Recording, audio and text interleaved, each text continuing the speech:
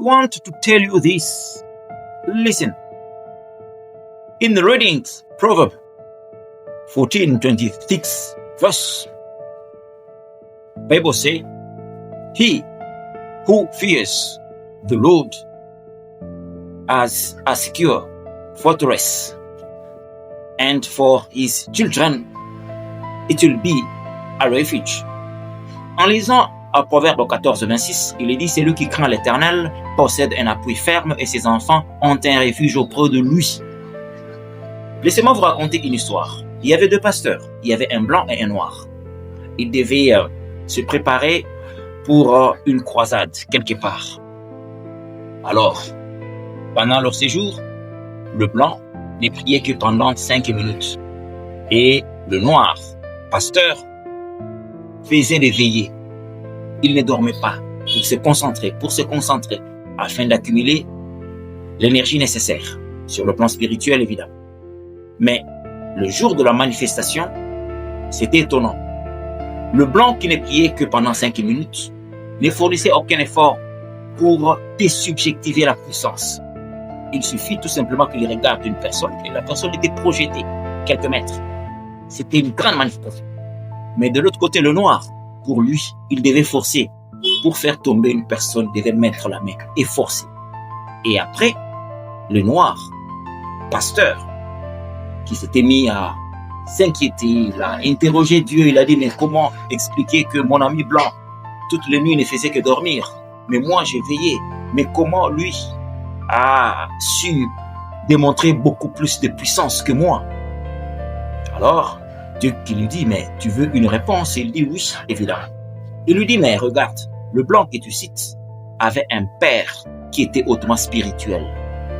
Ce qu'il manifeste, c'est juste quelque chose qu'il avait hérité de ses parents. C'était son patrimoine, lui légué par son père. Mais toi, qui était ton père? Père avait une spiritualité nulle et vide. Résultat, toi, tu dois travailler efficacement pour que tes enfants manifestent beaucoup plus de puissance sur le plan spirituel. Vous voyez, en 1 Roi 11, verset 12, nous voyons Salomon, un certain moment vers la fin de sa vie, commencer à faire des choses pas correctes. Et à cause du patrimoine spirituel qu'il avait hérité de son père David, Dieu a dit clairement, à cause de ton père, peu importe ce que tu fais, je ferme l'œil. Je vais continuer à te protéger. Vous voyez l'importance du patrimoine spirituel? C'est quelque chose qui nous suit.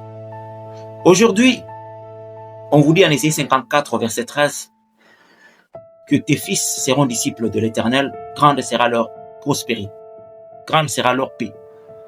On nous parle très souvent des réclamations. Non, quand quelqu'un connaît un accident, il est la seule personne à être touchée, on dit non, ce sont les réclamations de sa famille. Aujourd'hui, les réclamations sont péjoratives, toujours dans le sens négatif. Pourtant, nous pouvons être réclamés positivement au niveau de nos familles. Parce que dans les familles, il y a des gens qui réussissent, il y a des gens qui vont bien. Nous pouvons dire l'esprit de protection, l'esprit de bénédiction de sa famille le réclame. Laissez-moi vous dire, je connais quelqu'un, entraîné par ses amis, il dit, je veux voir le marabout. Il arrive avec ses amis, ils étaient 5, mais le marabout a reçu 4. Et lui, on lui a dit, non, l'énergie de ta famille ne me permet pas de faire quelque chose pour toi. Rentre. Pourtant, volontairement, il voulait que le marabout fasse quelque chose pour lui. Mais à cause de l'énergie de sa famille, le marabout l'a chassé. C'est valable. C'est une forme de réclamation. La réclamation ne peut pas toujours être négative. Les familles nous réclament aussi positivement. C'est comme ça qu'aujourd'hui, il y a des gens, tous les jours, non, coupez les liens. Je me pose la question, quels sont les liens que vous coupez? Parce que dans les familles, il y a des liens de protection, il y a des liens de bénédiction. Parce qu'il y a des gens qui réussissent, parce qu'il y a des gens qui sont protégés. Pourquoi ne pas prier pour la restauration de ces liens? Tout ce qu'on connaît, c'est détruire, et on divise les familles. C'est triste. Regardez, en Romains 12, au verset 14, on nous demande toujours de bénir. Pourquoi un parent ne pourrait pas se lever? Il dit, mon fils est dans l'alcoolisme, parce qu'il y a un lien entre moi et lui. je déclare qu'il quitte l'alcoolisme et ça va marcher. Mais pourquoi seulement les liens négatifs qui touchent les individus et jamais ce qui est positif? Parce que nous avons été mal conditionnés. Pour nous, c'est le mal qui domine. On ne peut pas décréter quelque chose parce qu'on est lié en famille et que la chose se produise. C'est valable. Nous avons beaucoup de liens corrects qu'on ne devait pas couper. Malheureusement, aujourd'hui, tous ces liens n'existent pas. On ne fait que les couper. C'est triste. Mais nous devons nous réveiller par rapport à ça.